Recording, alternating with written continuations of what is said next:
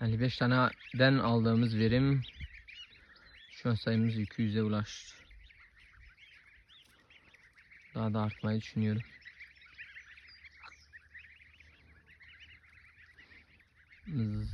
İleride çiftlik kesinlikle bulunur.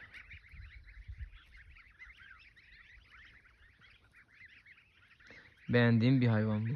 Kastürü beğendiğim bir hayvandır. Akıllı bir hayvandır yani.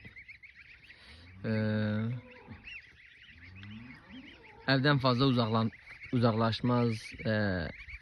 Rahat bir hayvandır mesela, zeki bir hayvandır.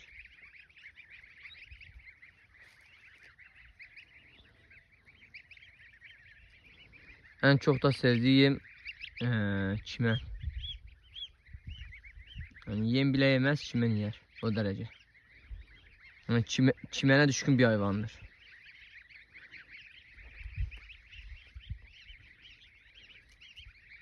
Ara sıra böyle hastalanır, ölürler de yani. O da normal bir şey.